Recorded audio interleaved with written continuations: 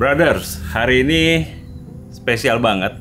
Sebenarnya gue udah janjian lama sama Kang Dewan untuk bisa bikin konten di YouTube di sini, sharing di sini.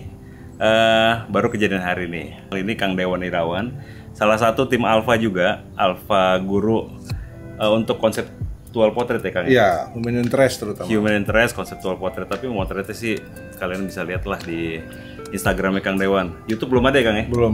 Segera bikin pokoknya. Iya.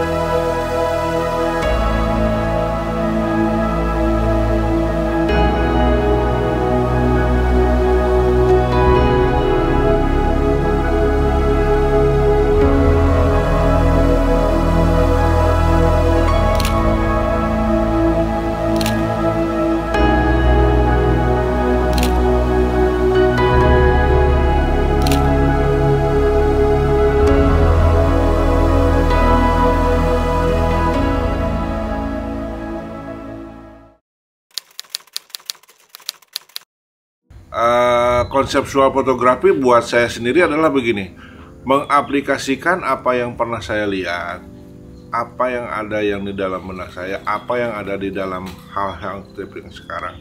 Contoh kecilnya adalah seperti begini, kalau kita pernah melihat ke daerah-daerah, contohnya adalah ke Jawa, itu banyak sekali orang membuat gerabah, ya kan, merapikan jerami atau seperti apa. Nah, kita untuk yang di wilayah Jakarta ini kan susah, ya kan. Akhirnya ada satu tempat di mana yang Budi yang bikin ini yang mumpuni dengan properti yang kita dapat sesuai dan tempat yang lightingnya yang kita sudah atur sedemikian rupa sehingga kita mengaplikasikan konseptual di dalam foto itu percis sekali dengan apa yang ada di daerah setempat. Jadi konseptual fotografi adalah apapun yang kita lihat zaman dulu, yang zaman berapa itu kita bisa aplikasikan sekarang ini. Jadi memang kita desain sedemikian rupa, senatural mungkin, sebesar apa istilahnya, menyerupai percis banget baik dari properti, dari baju, dari apapun ya kita harus sebisa mungkin harus bisa mengaplikasikannya. Ini waktu itu Budi itu kita ngobrol itu Agustus Budi mulai merancang, ngobrol-ngobrol sama saya. Nah, di dalam merancang tempat itu saya diskusi sama Budi, tanahnya berbentuk gimana, arah matahari dari mana, lighting bagus jam berapa, sehingga jangan salah memilih lokasi yang bentuknya vertikal maupun optikal. Jadi sehingga arah matahari masuk, kita akan mendapatkan lighting terhadap objek yang bagus, dan kita harus tahu arah mataharinya dari mana, jam berapa munculnya. Itu yang akan menentukan buat saya pribadi adalah bagus tidaknya nanti terhadap sebuah foto. Dulu saya main di street, waktu belajar itu semua kita ajar gitulah. Tapi seiring jalan, Mas Fajar, kalau saya boleh cerita kenapa saya terjun di sini terus, ternyata saya mempunyai tes di sini. Saya senang banget ke daerah-daerah yang istilahnya ya ke desa-desa, melihat situasi, melihat keseharian mereka. Itu yang ada di dalam benak saya, bagaimana saya mengaplikasikan foto-foto seperti itu. Makanya saya lebih banyak ke konseptual. Jadi apa yang saya lihat saat itu hari ini misalnya, oh ini jam sekian terlalu khas. Makanya saya bilang ke Pak, besok bisa nggak kita ulang begini. Nah, itu yang akan aplikasikan dengan pikiran saya bahwa besok kalau pagi lighting tuh lembut, bagus, sehingga saya akan mendapatkan foto yang saya inginkan. Nah, boleh saya cerita lagi kenapa saya terjun di konseptual? Suatu hari itu saya mendapatkan tawaran sebuah foto yang orang, punya nggak foto konsep lagi batik? Saya bilang punya. Begitu saya lihat kan, saya mau yang lebih dramatis, ya kan? Akhirnya saya berpikir gimana caranya lebih dramatis. Akhirnya saya pikir, oh oke deh, ada yang ngebatik Tetapi saya sisipkan, saya ingat banget itu di Cirebon ada yang ngebatik, di pinggirnya ada anak kecil lagi tiduran. Nah itu yang saya aplikan seperti itu, sehingga orang itu oh ini lebih menyentuh ya. Nah kadang-kadang di dalam sebuah konsep kita harus membuat foto itu yang bagaimana sih orang melihatnya itu lebih tersentuh gitu loh. Bukan hanya sekedar membatik, lighting yang bagus.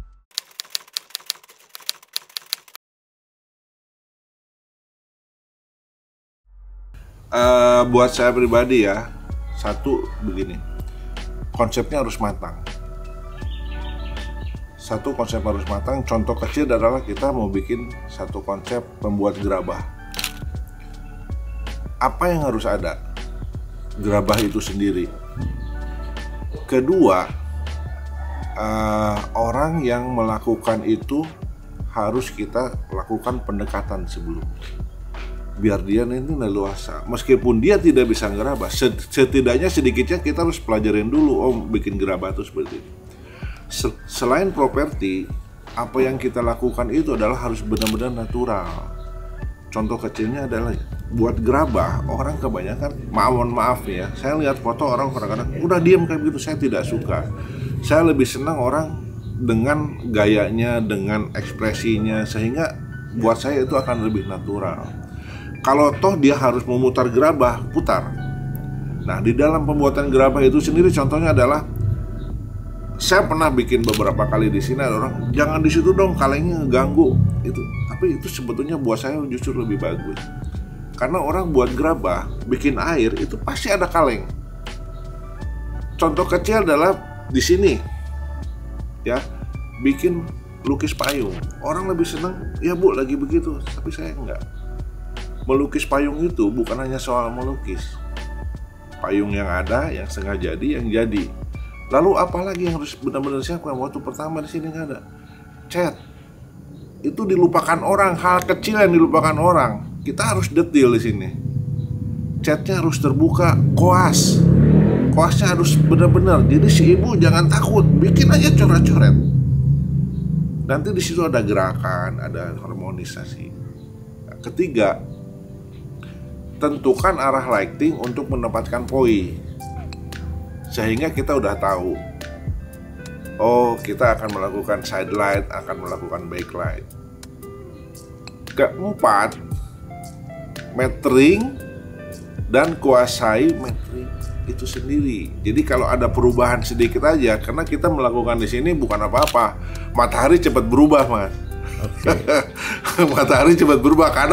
Kadang di diskon, kadang nggak diskon, ya kan? Jadi orang harus melakukan kecepatan itu sendiri. Yang terakhir adalah sebelum review itu semua, kita harus tahu, ambil beberapa komposisi yang menurut baik. Jadi semua yang ada dalam itu sendiri, itu terangkum buat saya semua. Kalau itu kita udah semua, oh ini saya akan melakukan begini, aplikasikanlah di dalam foto. Kalau belum dapat, coba lagi angel dari sini. Tapi itu tadi, usahakan ada ekspresi yang bagus, bahasa tubuh yang bagus, komposisi yang ya enak menurut kita. Saya lebih banyak dulu main di 70-200 sama di 16-35. Tapi sekarang ini saya tempat di sini, terutama di sini, di dalam ruangan saya lebih suka sekarang 24-70, 24-70 jam. Nah itu buat saya range-nya bagus, kontrasnya udah mumpuni banget gitu kan. Dengan jarak yang di sini di 24-nya kita dapat ambient semua, dengan close up-nya kita di 70 bisa dapat. Kalau kamera jelas saya harus mempunyai yang kecepatan, yang fitur-fitur yang canggih yang kita bisa meringankan kerja kita, Mas Fajar. Kecepatan fokus dan lain-lain. Iya. Kita dadakan, kita udah tahu ini kayaknya ini Budi udah bukan bekas sisa kemarin. Jadi saya pikir udahlah, saya menerusin seperti ini. Kemudian kita udah ada model terkenal Pak Ade. Saya suruh, ini kan khas Jawa nih sebetulnya seperti ini. Kebetulan propertinya kita udah banyak. Oke, kita bikin khas Jawa, kita bikin ini. Di sini ada kurungan, saya nggak ada ayamnya. Kalau ada ayamnya ini lebih dramatis, Bud. Kalau ada ayam kita taruh sini. Kalau ada sih kita kasih kurungan yang khas perkutut itu, Mas. Oh, sehingga nuansanya Jawa banget gitu kan. Nah, dia tinggal bikin, kita mau bikin apa nih? Ada kerajinan, ya kan? Ada misalnya dia lagi ngurus burungnya, itu banyak lah. Saya kadang-kadang begini, ke dalam sebuah konsep lagi berjalan, kadang-kadang saya suka di luar kepala. Oh, ini ada gini, balik, pakai ini bagus. Ini pakai ini bagus. Suka di luar kepala yang dadakan, tapi menurut saya itu jadi frame-nya jadi banyak gitu loh orang. Ngalir ya kan? Ngalir. Potret di sini itu orang seneng banget dengan yang namanya ray of light. Oke. Ray of light itu sendiri adalah 3 elemen yang harus kita perhatikan. Cahaya matahari yang kuat, ya kan? Kabut yang kuat. Nah, kabut ini yang nanti kita akan siasatin. Kemudian adalah area-area ini yang penghalang untuk jatuhnya matahari. Nah, untuk mendapatkan seperti itu, saya udah diskusi sama Budi, Bud, jendela ini kita bikin beberapa. Kemudian ini bisa dicopot, yang ini bisa diganti untuk rollnya nanti yang kotak-kotak, yang ini, sehingga fleksibel gitu kan. Nah, kalau kita mau menjatuhkan dari atas, misalnya dapurnya bisa lebih dramatis lagi, kita tinggal copot. Nah, satu yang saya bilang itu tadi, karena kita di ruangan, nggak mungkin ada kabut, satu-satunya cara kita adalah mesin fogging. Nah, satu tips untuk teman-teman, di dalam fogging itu, kita harus sabar menunggu sampai fogging itu rata. Kadang-kadang teman-teman itu nggak sabar, masih tebal belentong-belentong sini udah sikat-sikat aja. Padahal yang paling baik adalah begitu dia rata, jatuh ke atas atau kemana, itulah yang paling bagus.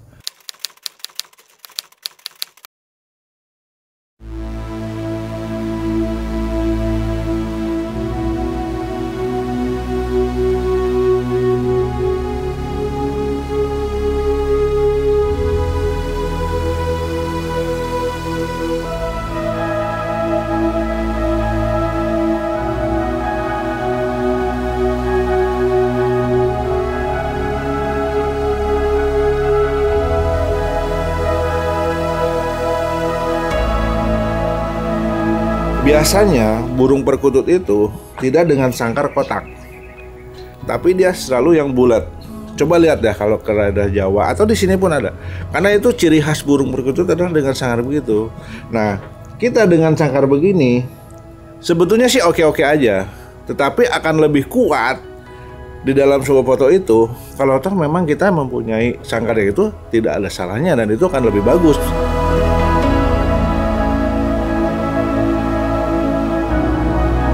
Pak Ade, jangan terlalu ke situ tapi ke kiri, nanti muka Pak Ade agak gelap soalnya.